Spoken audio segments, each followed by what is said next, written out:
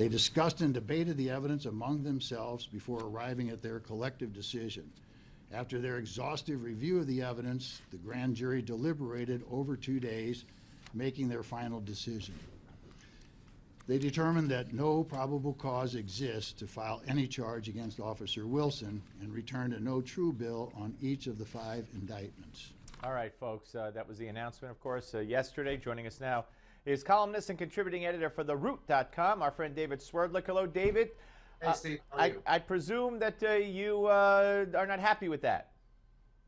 No, look, I think I've been consistent when I've been on your show before saying, look, I wasn't there. I don't know what happened. I didn't see it. And I also, believe that once the grand jury has rendered its decision, we do have to live with it. That being said, the objection I would have with the process, and I think this is an objection of a lot of people, whether they would say it exactly this way or not, Steve, is that it was almost as if the case was tried in the grand jury rather than the grand jury just deciding on an indictment. It was almost like a mini trial in secret with no cross-examination. That's what it felt like when McCulloch read the decision, and I do think that that was, something where the system went wrong here. The standard of proof there is probable cause, not reasonable doubt. And so I think that left a lot of people frustrated. But that is the system, and I do believe we have to accept that. And of course, it might have been done in secret, but there's nothing secret about it. All the transcripts, all the evidence is out there and was made immediately available,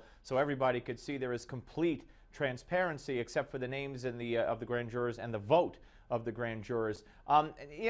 Explain to me. And I guess the media is so much responsible for this. How on earth does this become the civil rights cause of, I don't know, the year, the decade, in combination with another bogus, in my mind, civil rights cause in Trayvon Martin, who was beating somebody up when he got shot? Here you got a thug who robbed a store, disobeyed a cop, hit a cop, beat up a cop, grabbed for a cop's gun, and shot the cop's gun. I mean, these are civil rights issues. These are the people in the cases that the black community is picking to fight for. I don't get it. I just don't get it. So a couple of things related to that, Steve, and I understand what you're saying, but here's where I think you've gone wrong on that. Look, just back to the grand jury for a minute. Even though the evidence or the information or the testimony has come out, again, no one had the opportunity to cross-examine Officer Wilson. You don't cross-examine a defendant in a grand jury. I know, and I think that's one of the reasons why people were saying this should have a trial. But let me move on from there to answer your question about why this became a cause. If you're asking me, look, why this case instead of Eric Garner in Staten Island or Marlene Pinnock, who got beat up by the CHP in California, or the 2 shootings recently in Ohio, why did Ferguson become such a flashpoint? I can't fully answer that. But there is this pattern that people are frustrated with, not just black people, but particularly black people, where black people, young black men in particular, are killed by police officers, and people don't feel like they are treated by police in the same way that the rest of society is. That doesn't mean that Darren Wilson is guilty. It just means that it is part of this bigger pattern.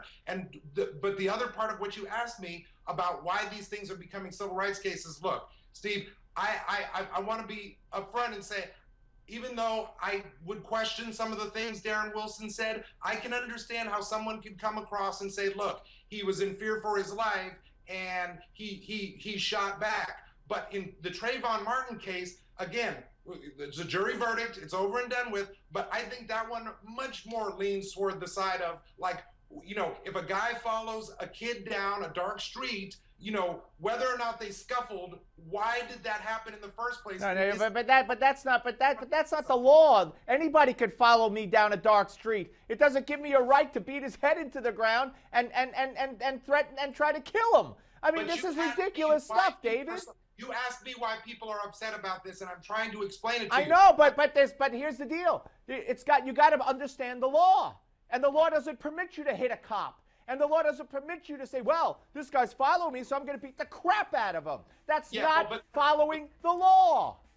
Look, we do have to follow the law, and George Zimmerman was acquitted, and we have to honor that acquittal. But the way you're characterizing what happened to Trayvon Martin, I think doesn't quite pass my smell All test. right, David, we're out of time. We don't have time to get into Trayvon, unfortunately. We'll have you back real soon. Maybe we'll do a 2-segment and we could debate a lot of things. David Swerdlick, theroot.com. Thank you, sir. We'll be back and see how the markets did. Don't go away.